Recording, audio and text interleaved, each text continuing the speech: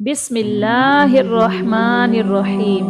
السلام علیکم محترم ناظرین، آج آپ کے سامنے ایک ایسا واقعہ پیش کریں گے جسے سن کر سب حیران رہ جائیں گے۔ ماہ رمضان میں 27ویں روزے والے دن میری ساس روزے کی حالت میں نماز پڑھنے لگی تو اس کی موت ہو گئی۔ وہ پورے خاندان میں ایک شیطان عورت مشہور تھی، مگر اس کی موت کو دیکھ کر سب لوگ رش کرنے لگے کہ یہ بہت نیک تھی۔ ساس نے وصیت کی تھی کہ میرا جنازہ میری بیٹی پڑھائے گی۔ جنازہ پڑھا کر بیٹی نے ماں کے چہرے سے کفن اٹھایا تو اس کا دل پھٹ گیا۔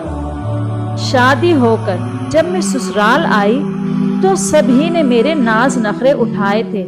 میرے سسرال میں جوائنٹ فیملی سسٹم تھا۔ میں سب سے چھوٹی بہو تھی۔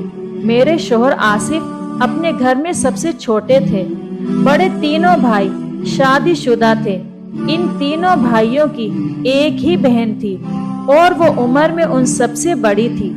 آصف نے مجھے پہلے دن ہی یہ بات سمجھا دی تھی کہ مجھے ان کی بڑی بہن کی عزت بھی ویسے ہی کرنی ہے جیسے ان کی والدہ کی کرنی ہے۔ بڑی بہن غیر شادی شدہ ہے اور شادی نہیں کرنا چاہتی، اسی لیے ہمیشہ اپنے ساتھ ہی رہے گی۔ میرے سسر حیات نہیں تھے۔ سب بھائی ایک ہی بڑے سے گھر میں رہتے تھے۔ میری سب جٹھانیاں بھی بڑی نند کو آپا کہتی تھی، مگر مجھے اپنی نند کچھ عجیب سی لگی تھی۔ وہ پورا دن اپنے کمرے میں بند رہتی اور جب وہ اپنے کمرے میں ہوتی کسی کو بھی ان کے کمرے میں جانے کی اجازت نہیں تھی۔ وہ بس کھانے کے وقت ہی باہر آتی، کھانا کھا کر کمرے میں چلی جاتی۔ گھر کا ہر معاملہ آپا ہی طے کرتی تھی۔ میری ساس کو کوئی پوچھتا ہی نہیں تھا۔ کاروبار میں بھی کوئی لین دین کی بات آتی تو نند سے مشورہ کیا جاتا۔ مجھے یہ بات کچھ عجیب سی لگی تھی۔ ویسے تو آصف مزاج کے بہت اچھے تھے، لیکن تینوں بھائی بہن کے خلاف ایک لفظ نہیں سنتے تھے۔ کہتے تھے وہ اللہ کی نیک بندی ہیں، وہ کسی غیر مرد کے سامنے نہیں آتی تھی۔ چادر کے بنا میں نے اسے نہیں دیکھا تھا، لیکن جو باتیں میرے سامنے آہستہ آہستہ کھلنے لگی وہ مجھے کچھ تشویش میں ڈالنے لگی تھی۔ جب بھی میری نند کھانے کے لیے کمرے سے باہر جاتی، تینوں بھائی اور ان کی بیویاں احتراماً کھڑے ہو جاتے۔ مجھے اپنی ساس کے لیے عجیب سا محسوس ہوتا تھا، کیونکہ ان کی کوئی بھی عزت نہیں کرتا تھا۔ ایک بار میں نے سب بھائیوں کو ایک ایسا کام کرتے دیکھا کہ میں حیران سی رہ گئی۔ میں نے دوسرے دن اپنی جٹھانی سے پوچھا کہ ہمارے گھر کے مرد اپنی ماں سے زیادہ آپا جی کو اتنی اہمیت کیوں دیتے ہیں، حالانکہ وہ ماں ہیں، بہن سے زیادہ حسن و سلوک اور فرما برداری کا حق رکھتی ہیں۔ میری بات سن کر جٹھانی نے گھبرا کر مجھے چپ رہنے کا اشارہ کیا اور کہنے لگی، آہستہ بولو، اگر یہ بات کسی مرد نے سن لی تو تمہاری خیر نہیں ہے۔ میں حیرت سے اپنی جٹھانی کا منہ تکنے لگی۔ میں نے ایک عام سی بات کی تھی، مگر جٹھانی کا رد عمل ایسا تھا جیسا کہ میں نے کوئی غلط بات کر دی ہو۔ میں چپ سی ہو گئی۔ آصف میرا بہت خیال رکھتے تھے۔ ایک دن میں نے ان سے ذکر کیا کہ آپ ماں سے زیادہ بہن کو اہمیت کیوں دیتے ہو۔ میری بات سن کر آصف کا چہرہ سرخ ہونے لگا۔ وہ مجھے قہر بھری نظروں سے دیکھنے لگے، کہنے لگے، میری بہن کے بارے میں ایک لفظ بھی مت بولنا۔ وہ بہت نیک اور پارسا ہے، وہ جتنی قابل عزت ہے ہم اس کا اتنا احترام نہیں کر پا رہے ہیں۔ مجھے آصف کا غصہ دیکھ کر سمجھ آ گئی تھی کہ میری جٹھانی نے مجھے کیوں منع کیا تھا۔ ایک روز سب بھائیوں نے کچھ رقم اپنی بہن کے سامنے رکھی، کہنے لگے کہ اپنے برکت والے ہاتھ اس پر رکھ دو، ہم نے یہ پیسہ کاروبار میں لگانا ہے، آپ کے ہاتھ سے برکت ہوگی، اگر ان پیسوں پر آپ کے ہاتھ لگ گئے تو ہمیں نفع ہوگا۔ میں یہ دیکھ کر حیران رہ گئی تھی۔ میری نند نے کچھ پڑھا اور پیسوں پر پھونک ماری۔ یہ بات مجھے کچھ درست نہیں لگی تھی۔ یہ بات ایک بہن کے احترام سے بڑھ کر کوئی اور ہی رخ اختیار کر رہی تھی۔ میں آصف کا رد عمل دیکھ کر بری طرح سے گھبرا گئی۔ یہی حال میری باقی جٹھانیوں کا تھا۔ نند کے معاملے میں وہ ایک لفظ منہ سے نہیں نکالتی تھی اور سانس بھی ماتھے پر تیوری چڑھائے اپنا جی جلاتی رہتی تھی۔ ایک بار میری سانس نماز پڑھ رہی تھی، دعا مانگتے ہوئے رونے لگی۔ ان کی حالت دیکھ کر میرا دل تڑپ کر رہ گیا۔ جس عزت و احترام کی حقدار وہ تھی، ان کے بچے وہ حق اپنی بڑی بہن کو دے رہے تھے۔ مجھے دروازے پر دیکھ کر میری سانس نے جلدی سے آنسو صاف کیے تھے۔ میں ان کے پاس گئی۔ میں نے ان سے پوچھا، ان کی طبیعت تو ٹھیک ہے نا؟ وہ مجھ سے نظریں چرانے لگی، کہنے لگی میں ٹھیک ہوں۔ میں نے ان سے کہا کہ میں نے انہیں کبھی نند کے ساتھ بیٹھ کر بات چیت کرتے نہیں دیکھا۔ پھر جو بات غصے سے انہوں نے مجھے بتائی، اسے سن کر میرا دماغ چکرا گیا تھا۔ نند کے کمرے میں صرف تینوں بھائی ہی جاتے ہیں۔ 1 گھنٹہ بیٹھ کر واپس آ جاتے تھے۔ ہم چاروں بہوؤں کو نند کے کمرے میں جانے کی اجازت نہیں تھی۔ ہمیں یہ حکم تھا کہ باوضو ہو کر نند کے لیے کھانا بنایا جائے، کیونکہ وہ پاک روح ہیں۔ مجھے اس قسم کی باتوں کو اپنانا کچھ جہالت سا لگ رہا تھا، مگر میری دوسری جٹھانیاں اپنی نند کی غلام بنی ہوئی تھی۔ انہی دنوں ماہ رمضان کا چاند نظر آیا۔ میری نند سفید لباس میں باہر آئی اور کھلے صحن میں کھڑی ہو گئی۔ چاند کو دیکھ کر آنکھیں بند کی اور پھر کچھ پڑھنے لگی۔ اس وقت صحن میں ہم سب موجود تھے، بس میری سانس وہاں موجود نہیں تھی۔ کچھ ہی دیر میں میری نند نے بند آنکھوں سے کہا، امی یہاں کیوں نہیں ہیں؟ یہ سن کر تینوں بھائی ماں کو ڈھونڈنے لگے، پھر انہیں پکارنے لگے۔ میں نے کہا میں امی کو بلا کر آتی ہوں۔ آصف نے مجھے یوں دیکھا جیسے وہ میری جان ہی نکال دیں گے۔ کہنے لگے، جب تک آپا جی حکم نہ دیں کوئی اپنی جگہ سے ہلے گا بھی نہیں۔ یہ ہماری ماں بھی نہ جانے ایک نیک عورت کے ساتھ کیوں ضد لگا کر بیٹھی ہیں۔ خدا کے غضب کی حقدار ہو گئی تو پتہ چلے گا۔ اپنے شوہر کے منہ سے اپنی والدہ کے لیے یہ کلمات سن کر مجھے بہت برا لگا۔ تینوں بیٹوں نے ماں کو پکارا تو وہ بیچاری بھاگ کر چلی آئی۔ کہنے لگی، میں قرآن پاک پڑھ رہی تھی، اسی لیے دیر ہو گئی۔ میرا بڑا جیٹھ غصے میں کہنے لگا، جب ہماری بڑی آپا آپ کو بلا رہی تھی تب آپ باہر کیوں نہیں آئی؟ نند نے جیٹھ کو چپ رہنے کا اشارہ کیا تو وہ چپ ہو گیا۔ اس کے بعد میری نند نے جس عمل کے لیے ہمیں کہا تھا وہ میں مر کر بھی نہیں کر سکتی تھی۔ میں نے صاف انکار کر دیا۔ میری بات سن کر آصف نے ایک زوردار تھپڑ میرے منہ پر مار دیا۔ میں حواس باختہ ہو کر رہ گئی۔ تھپڑ اتنے زور کا تھا کہ میں دور جا گری تھی۔ پھر آصف میرے پاس آئے اور غرا کر بولے، آئندہ تم نے انکار کیا تو مجھ سے برا کوئی نہیں ہوگا۔ آہستہ آہستہ سب ہی مجھے گھورتے ہوئے اندر چلے گئے۔ میری نند بھی جا چکی تھی، بس میری سانس وہیں رہ گئی تھی۔ میں تو یوں ہی جیسے کوئی بے جان مجسمہ ہو۔ میری سانس نے مجھے پانی پلایا، میرے آنسو صاف کیے اور پھر کہنے لگی کہ یہ عورت نہیں، ڈائن ہے، اور پتہ نہیں خود کو کیا سمجھتی ہے، لیکن ایک دن میں اس کا راز فاش کر دوں گی۔ میری سانس نے غصے سے یہ الفاظ آپا جی کے لیے کہے تھے۔ آج شام مجھے اپنے قسمت خراب ہونے پر رونا آ رہا تھا۔ اس وقت میری نند نے سب کو کہا تھا سب گھر والے میرے ہاتھ کا بوسہ لے کر اپنی آنکھوں کو لگائیں۔ میں ان باتوں کو نہیں مانتی تھی، پھر میں یہ عمل جبرن کیوں کرتی؟ سب سے پہلے میری سانس نے آپا جی کے ہاتھ کو بے بسی سے پکڑ کر چوما اور آنکھوں کو لگایا۔ میری سانس کے چہرے سے صاف لگ رہا تھا کہ وہ یہ سب کام مجبوری میں کر رہی ہیں۔ پھر باری باری سب بھائیوں نے یہی عمل دہرایا تھا، لیکن میں نے انکار کر دیا، جس کا نتیجہ میرے گال پر آصف کی انگلیوں کے نشانات کی صورت میں موجود تھا۔ اس وقت مجھے اپنی سانس اپنی سب سے بڑی ہمدرد لگ رہی تھی۔ اس دن بھی جب میں اپنی سانس کو چائے دینے گئی تھی، ان سے کہا تھا کہ وہ آپا جی سے بات کیوں نہیں کرتی۔ وہ ان کی بیٹی ہیں، تب وہ چلا کر بولی کہ وہ بیٹی نہیں، ڈائن ہے۔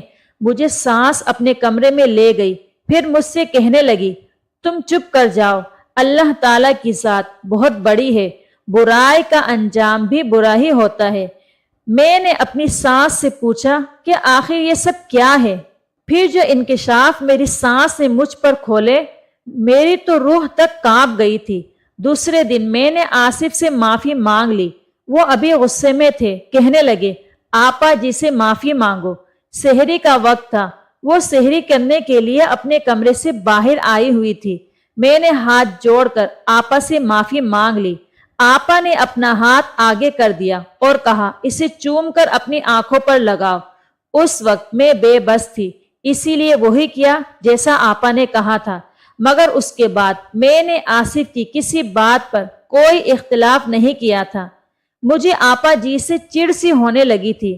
ان کے کمرے کی صفائی پر ایک بڑی عمر کی عورت مامور تھی، لیکن اب مجھے آپا جی کی اچھائی کے پیچھے جو راز تھا، مجھے وہ سب جاننا تھا۔ جو کچھ میری سانس نے مجھے بتایا تھا اس کی حقیقت کیا ہے، اس لیے میں نے اس کام کرنے والی اماں کو 1000 کا نوٹ تھما دیا اور اسے اپنے کمرے میں چھپا دیا۔ پھر اس کے کپڑے خود پہن لیے اور اس کا دوپٹہ اوڑھ کر آپا جی کے کمرے میں چلی گئی۔ مجھے دیکھ کر آپا جی کہنے لگی تو نے اپنا چہرہ کیوں چھپا رکھا ہے؟ میں نے آواز کچھ باریک سے نکال کر کہا کہ میں نے آج ایک گناہ کیا ہے اور آپ پاک عورت ہیں، میں آج آپ کو اپنا گناہگار چہرہ نہیں دکھانا چاہتی۔ رات کو اپنے رب کے حضور توبہ کروں گی، تب ہی آپ کے سامنے اپنا چہرہ کھولوں گی۔ آپا میری بات پر چپ ہو گئی۔ میں کام کرنے لگی۔ آپا نے کہا وہ نہانے جا رہی ہیں، میں کمرہ صاف کر کے باہر چلی جاؤں۔ میں نے اس بات پر سر ہلا دیا۔ وہ واش روم چلی گئی۔ ان کے کمرے میں ویسے تو اگربتیاں لگی ہوئی تھی، مگر ایک عجیب سی بدبو آ رہی تھی۔ میں نے جلدی سے صفائی کی اور پھر سامنے رکھے قرآن پاک کے پاس آ گئی۔ وہ ایک کپڑے کے غلاف سے لپیٹا ہوا تھا۔ میں نے جیسے ہی اسے کھولا، اس وقت میرا کلیجہ پھٹ گیا۔ اس عورت کا روپ کتنا گھنونا تھا، مجھے اس کا ثبوت مل چکا تھا، مگر میری بات پر کوئی بھی اعتبار نہ کرتا۔ جب میری سانس کی بات پر کسی نے یقین نہیں کیا تھا تو میری بات کی کیا اوقات تھی؟ میں کمرہ صاف کر کے باہر آ گئی۔ ایسے ماہ رمضان کے دن گزرتے رہے۔ پھر 27ویں روزے والے دن میری سانس نماز پڑھتے ہوئے انتقال کر گئی۔ سب کچھ اتنا اچانک سے ہوا کہ ہم سب پریشان ہو گئے۔ گھر میں رونا دھونا مچ گیا، لیکن آپا جی اپنے کمرے سے باہر نہیں آئی تھی۔ میری سانس بہت نیک عورت تھی جو لوگوں کی چھپ کر مدد کرتی تھی۔ ان کی میت پر ایک نہ ختم ہونے والا ہجوم تھا۔ جیسے ہی میرے شوہر میری سانس کی میت کو اٹھانے لگے، تب میں نے اپنے میاں سے کہا کہ یہ وصیت کا کاغذ میں نے اماں جی کے ہاتھ سے پکڑا تھا۔ شاید وہ جان گئی تھی کہ وہ اب نہیں بچیں گی، اسی لیے وہ وصیت کر گئی ہیں کہ ان کا جنازہ آپا جی ہی پڑھائیں گی۔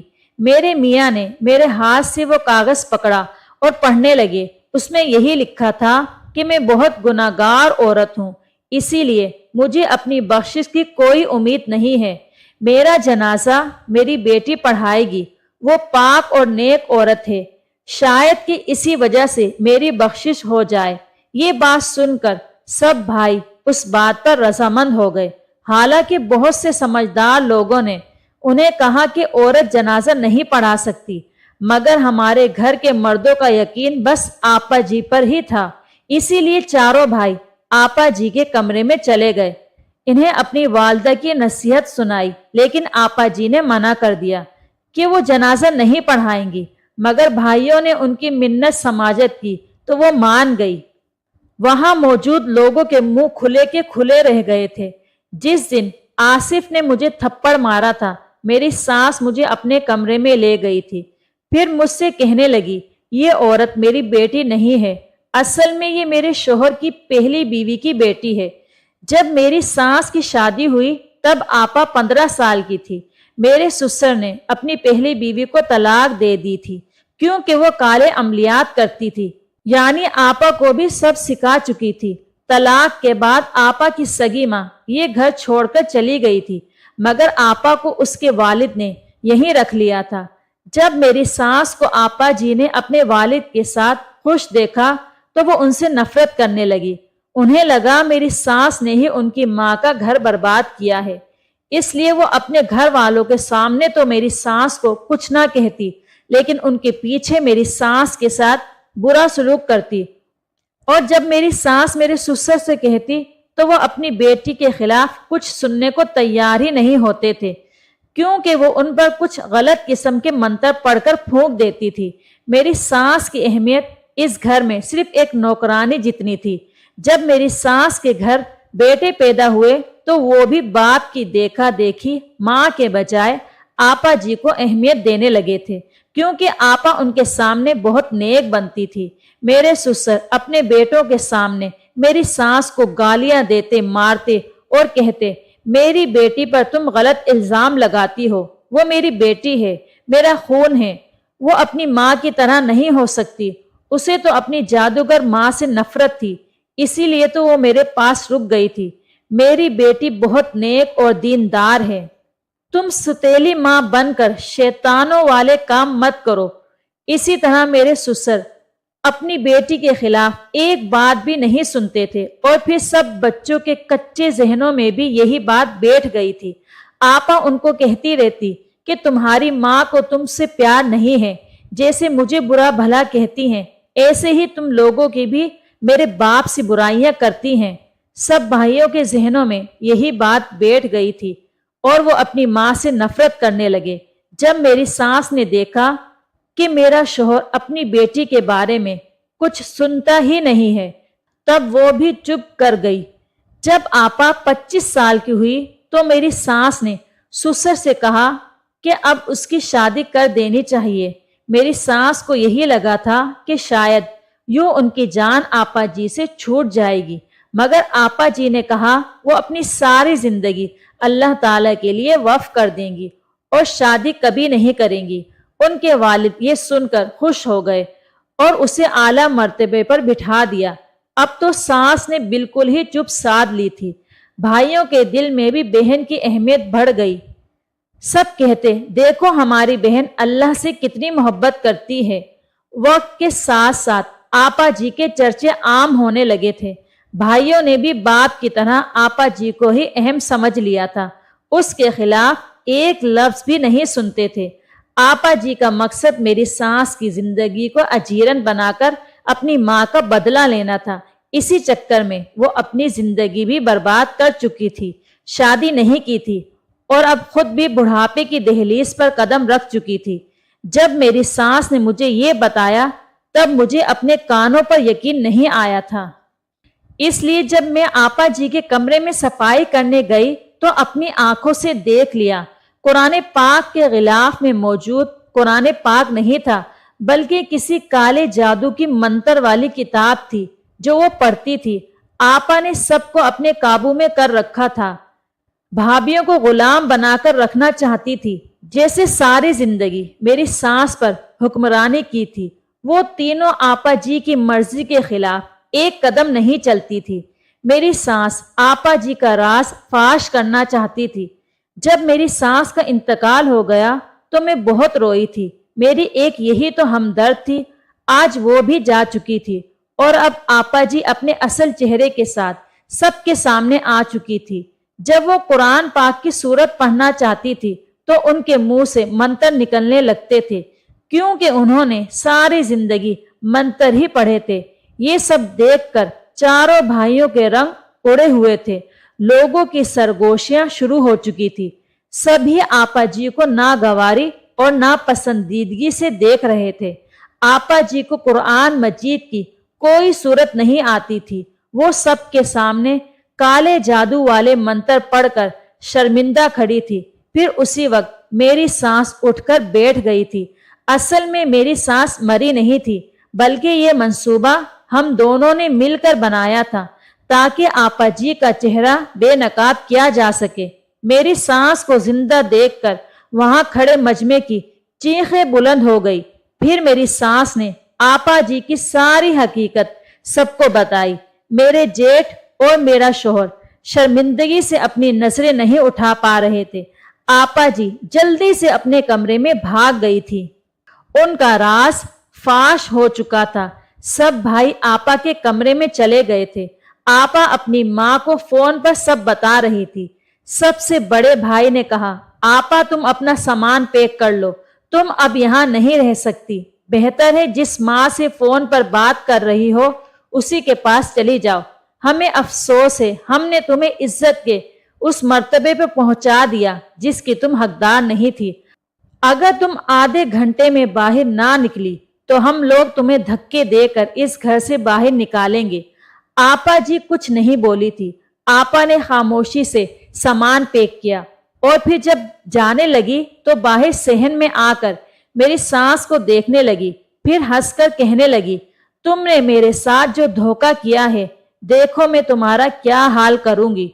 उस खुली धमकी पर मेरे जेठ ने आपा जी के मुंह पर थप्पड़ रसीद किया था। वो कहने लगे, तुम हमें जितना बेवकूफ बना सकती थी बना चुकी हो, अब यहाँ से चली जाओ। हमने तुम्हारी वजह से अपनी सगी माँ के साथ बहुत नाइंसाफी की है। अगर अब तुमने कुछ किया तो हम तुम्हें जिंदा नहीं छोड़ेंगे। बेहतर है तुम यहाँ से चली जाओ। अगर तुमने अपने नापाक इरादों से हमें या हमारी माँ को कुछ भी नुकसान पहुंचाना चाहा तो हम भी तुम्हारे साथ बहुत बुरा करेंगे। ये कहकर मेरे जेठ ने आपा जी को धक्के मारकर घर से निकाल दिया था। मैंने उन्हें कहा, आपने जो भी किया वो एक गुनाह ही था।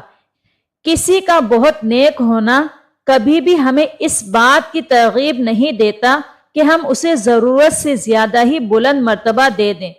और जो नेक लोग होते हैं वो अपने मुंह से कभी उस बात का एतराफ नहीं करते, वो तो बस नेकी करके दरिया में डालते जाते हैं। आपा के जाने के बाद सब घर वालों ने मेरी सास से माफी मांग ली थी और मेरी सास ने उन्हें माफ कर दिया था। आज इतने सालों बाद इस घर में सब कुछ ठीक हो गया था। मेरी सास भी बहुत खुश है और वो अल्लाह ताला का शुक्र अदा करती है कि उसकी करम नवाजी से ये घर जन्नत बन गया है। और मैं अल्लाह ताला का शुक्र अदा करती हूँ कि मैंने अपनी सास की मदद की और इस घर को तबाह व बर्बाद होने से बचा लिया। अल्लाह ताला से दुआ है कि अल्लाह ताला ऐसे फितनों से सबको महफूज रखे। आमीन या रब्बुल आलमीन। अगर आपको आज की वीडियो पसंद आई है तो वीडियो को लाइक और शेयर कीजिए और इसी तरह की मज़ीद वीडियो देखने के लिए हमारे चैनल को सब्सक्राइब कीजिए। शुक्रिया।